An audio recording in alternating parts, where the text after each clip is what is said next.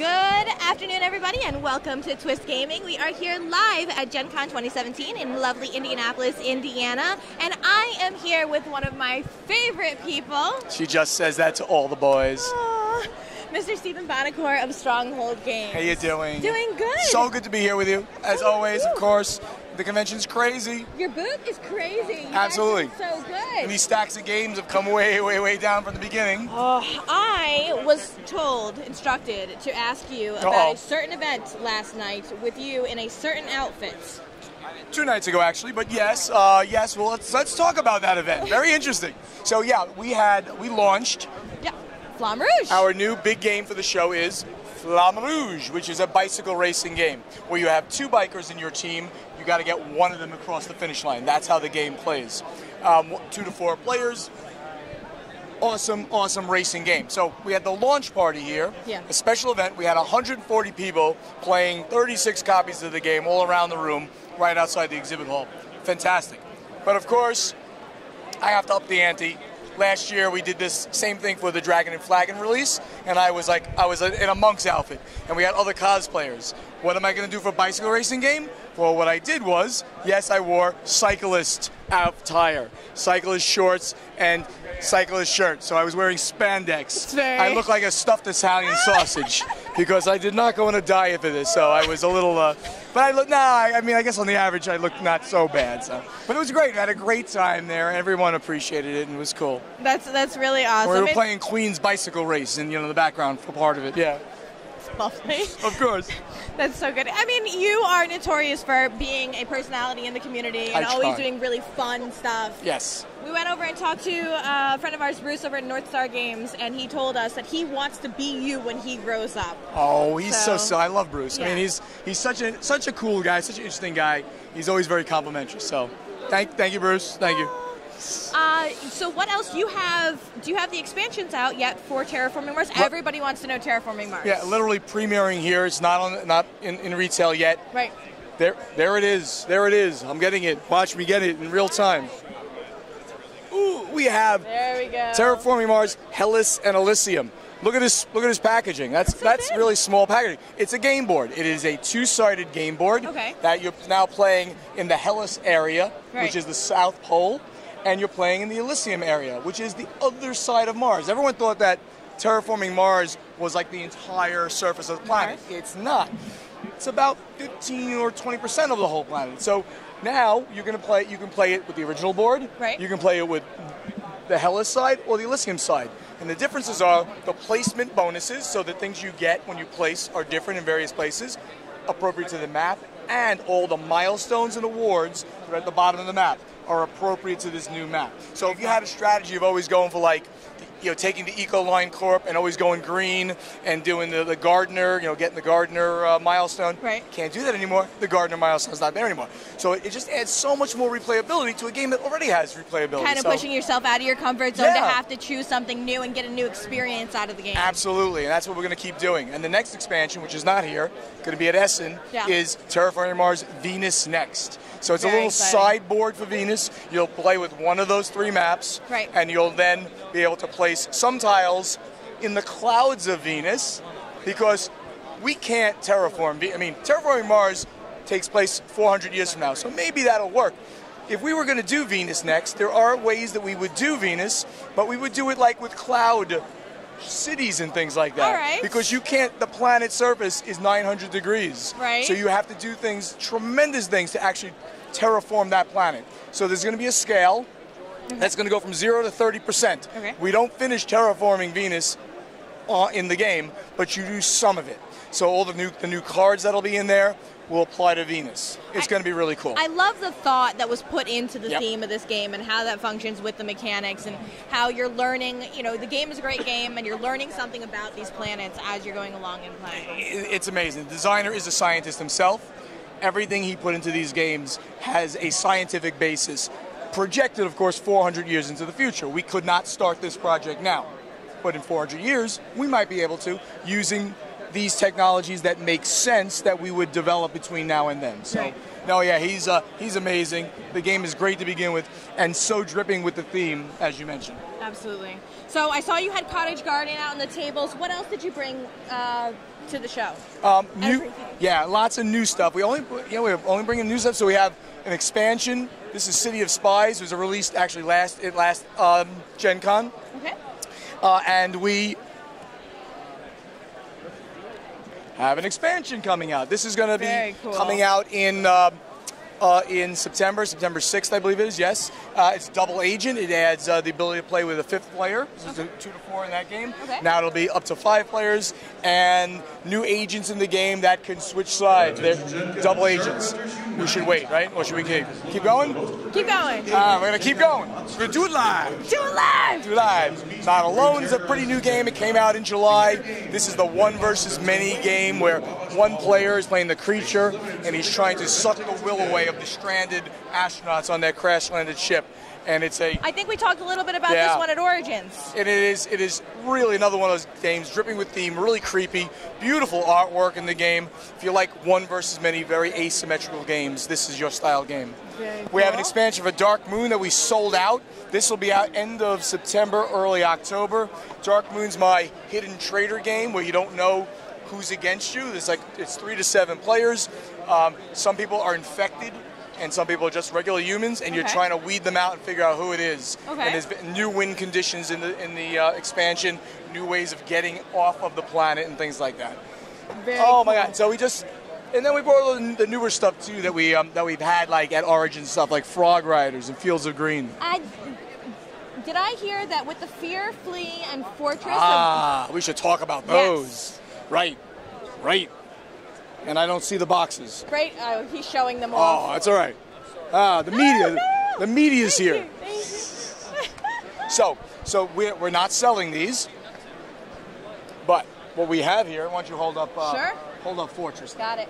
So what we have here is called the Fast Forward series by Freedom and Freeze. Boy, does he love his Fs and his green. He loves his Fs and his green. So in these games, it's a series of games. This is number 1, Fear. Number 2 is Fortress. Number 3 is Fear. What comes in this is literally a deck of cards.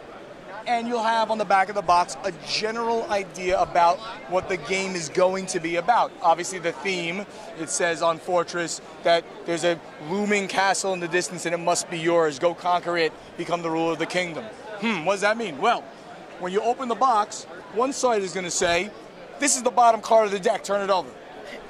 And the other side says, get the number of players you need to play the game. Right. Usually this Fear is 2 to 5. Hold on,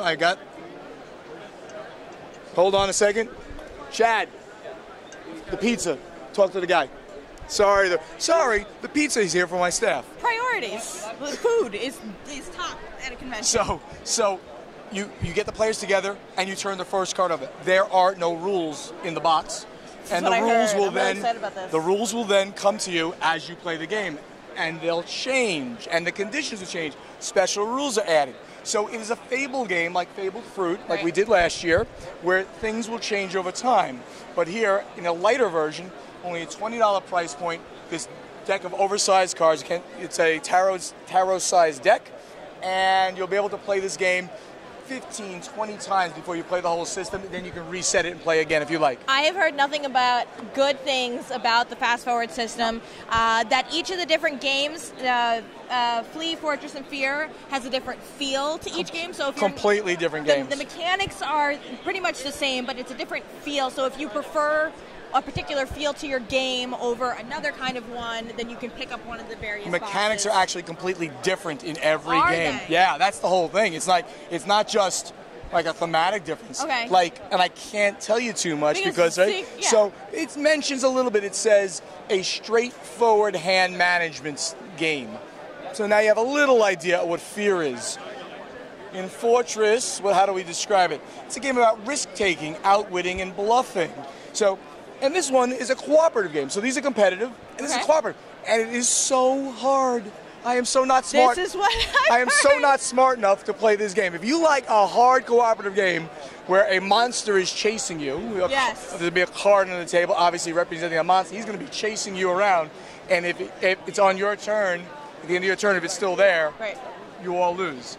It is so hard. I've heard that it's addictive. That challenge is addictive. Try to figure it out. If I play the Grizzled, it's a game that came out last year, I think, or the year before. Such a hard cooperative game set in like World War I. Okay. And I've played it a bunch of times, and I've never won the game. It's so hard, but you just try, and you really want to do it.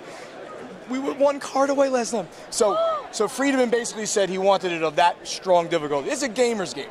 Fear, anybody can play. Fortress, a little harder. So we kind of like 8 to adult, 10 to adult, 12 to adult, kind of upping it. Right. And we're going to have more in the lines in various difficulty levels. So that's very exciting. These are here for people to basically check out. We're allowing people, we're demoing all the stuff for sale here, but we are allowing people to take the game, go away for an hour, and bring it back. So they can get a feel for it. Not play the whole thing, we get a feel for it, and then talk it up. And I'm sure you're getting excellent responses and feedback from the people that are taking the game. Excellent stuff. That's what I heard. And people just loving the game. So that is super, super exciting. I heard Ignacy is here.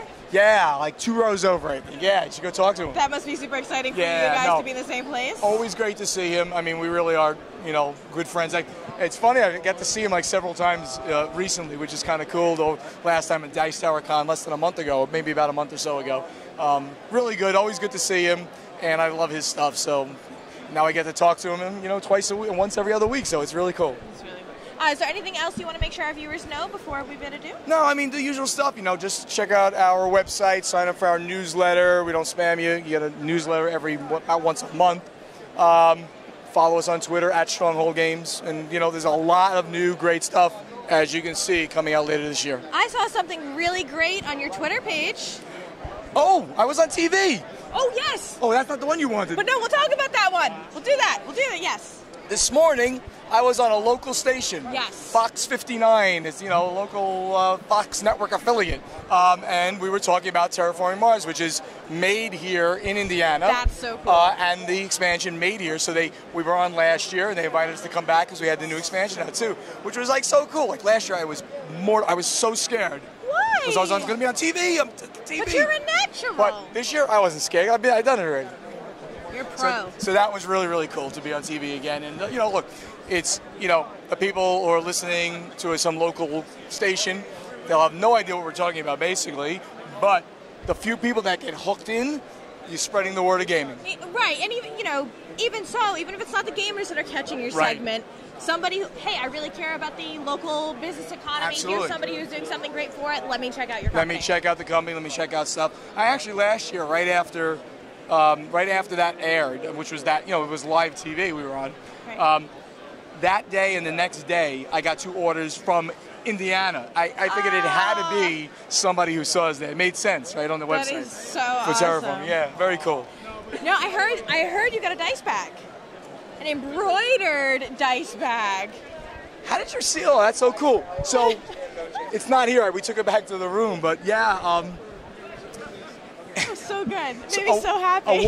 A woman on saw this on Twitter that you took a picture of me, right? This was at Origins. Yes. And I was holding the table breaker, the roll mirror. Roll mirror. Yes. So I, looked like a little like, Thor with his hammer, sort of. Then someone photoshopped a blonde wig sort of onto me. So then and a cape, right? It was the whole thing. Whole deal. So then we posted that, and then some woman said, Buonocore. Oh, it was beautiful. And I've been Buonocore, the god of gaming, is what it was. And she showed up. She makes dice bags. She showed up, and she gave me an embroidered dice bag with like Thor's hammer, and it says Buonocore on it. What a doll. I was so happy. That was so sweet. Yeah. It was so cool. Thank you for your help in getting that. That was awesome. No, hey, this is definitely follow Stronghold Games on their Twitter channel their Twitter page, because there's a lot of fun stuff that happens. Yeah, I'm really interactive, and you can see me in those spandex if you scroll through the last couple of days. So I don't know if that's a good thing or a bad thing. A lot of people said, oh, my eyes burn. I don't look that bad. Come on. I have to look at the picture. I haven't seen it yet. I'll show you. Yeah. Later. All right. Stephen, thank you very much. I know you guys are super busy. Your booth is super busy. If you guys are here, come down. It's really cool. Take care. Take care. Bye, everybody.